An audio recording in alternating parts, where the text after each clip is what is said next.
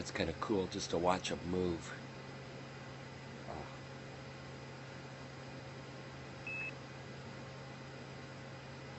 Okay, there.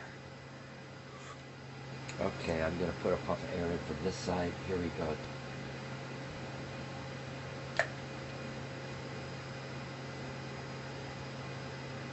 Wow. Cool. Wow, I just love those oscillations. Here we go. Okay.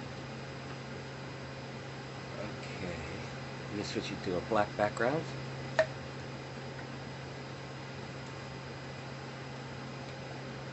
Yeah, so that's about 800 mils. So this should put it around 1100 milliliters. Let's see what happens here.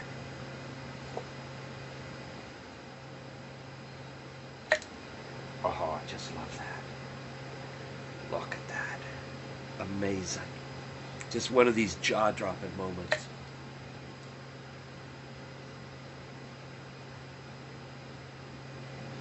Okay, here we go to do it again, looking into the camera. Big puff. Here we go. Oh, right at the lead. I saved the lens. What I'm planning to do is, after this whole series of experiments, I'll suck all this water up with the syringe, I'll put it back in bags, and I'll use it to make tea with, so I'll end up drinking my experiment. You gotta conserve your resources when you're in a frontier. You don't get to see this as common, intuitive observables on Earth. And so when we go into a frontier, our normal Earth-honed intuition no longer applies. And this rule works when you go to the bottom of the ocean or into the stratosphere or wherever you find your frontier under the stage of an electron microscope. Your normal everyday life intuition no longer applies. And that's why frontiers are rich in discovery, because things aren't the normal, they aren't the usual. Joe, come take a peek at this. Holy crap. Get my towel ready to catch the satellite drop. Here we go. Isn't that wild? That's great. It's a superposition of surface waves that go around the outside of the sphere and body-centered waves, inertial waves that go through the middle. I'm going to give it another puff just because I'm in space and I can. And instead of putting a puff of air on it, I'm going to put a puff of water.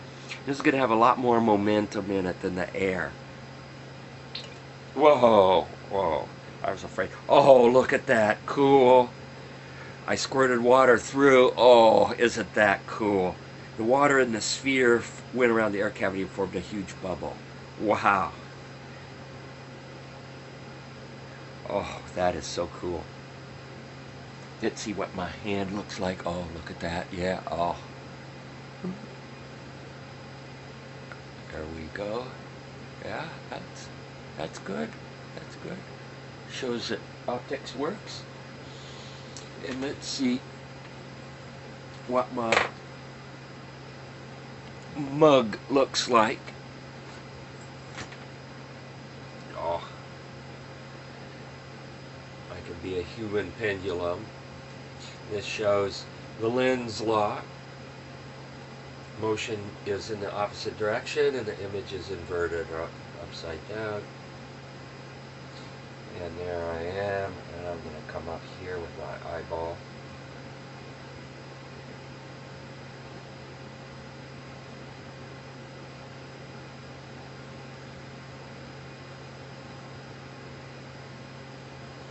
Now I'm going to do the same thing with my nose, and this is going to get ugly, and I apologize in advance.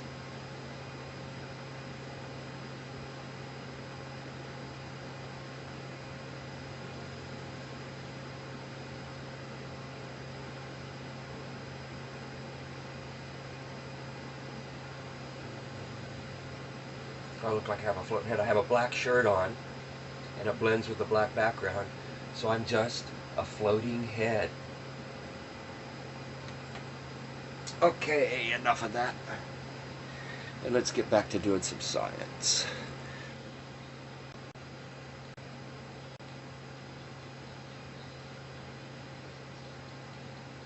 Oh man,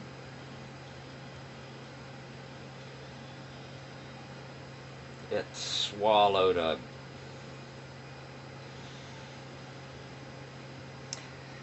How am I going to get those out?